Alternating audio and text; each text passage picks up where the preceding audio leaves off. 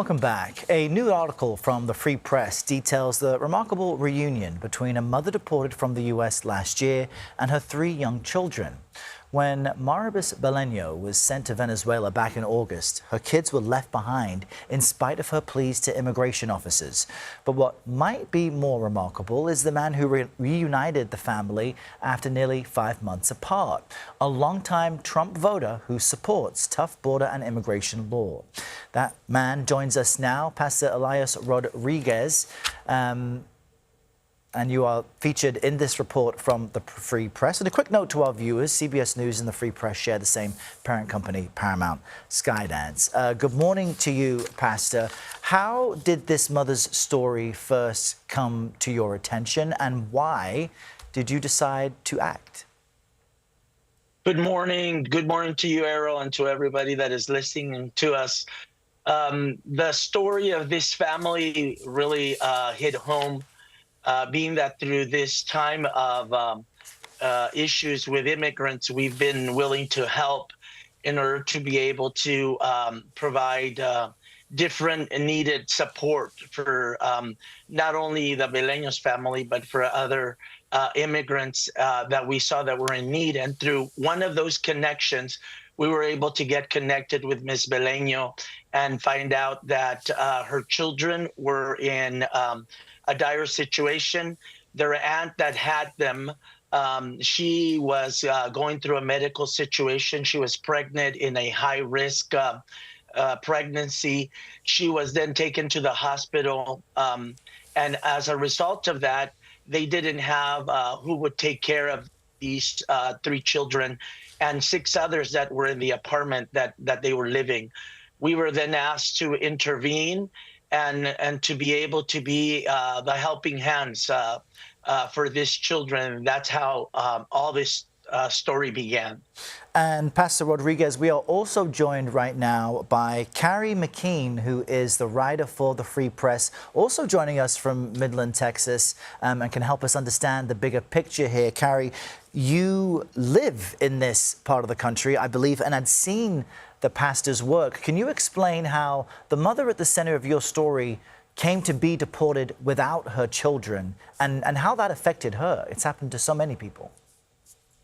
Yeah, it was a very astonishing story that I didn't think could have ever happened. I've always heard that people were, asked to sign. In fact, ICE has internal directives that say parents have to approve of being deported without their kids, sign a statement to that effect. So I had always assumed that's what happened. And I never thought to ask, where are the children? And wouldn't have believed it, except I met the kids with my own eyes. And so it sounds as if, we attempted to get a lot confirmed with DHS, and they only responded to questions regarding the mother's criminal history. She did have some petty theft, so she was deported for that reason.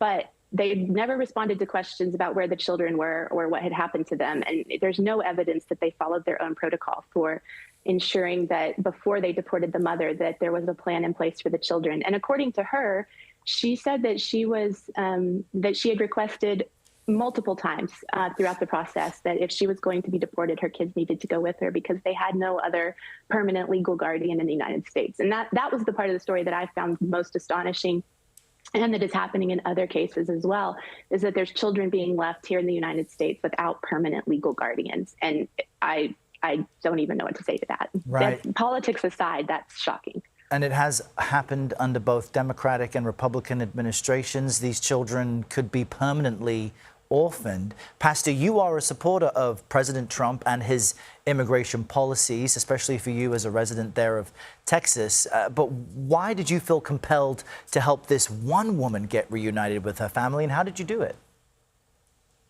Well, I have come to realize that the heart of Christ needs to be manifested in our world. And it has nothing to do with our politics. It has to do with our desire to be disciples of Jesus Christ. And through that motivation was that we were able to step in We were called in. We only had a 5-hour window in which the children were going to be left all by themselves. So we decided to travel all the way from Midland, Texas to Dallas, Texas. We were able then to see the conditions in which the children were living. We're able then through the permission of the mother to bring the children to Midland and then be able to have them for 55 days while we would be arranging for their reconnection to their mother in Venezuela. It was a heartfelt situation in which Hope Reunited, we don't want any child to walk through displacement all by themselves. We have been wanting to be able to be the hands of Jesus, be able to help those that are really in a very dire situation.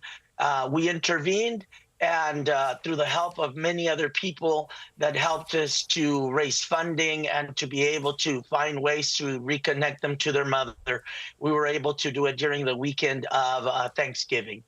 A remarkable reunion story there. Carrie, McKean and Pastor Elias Rodriguez, we appreciate you both sharing your story with us today. Thanks for your time.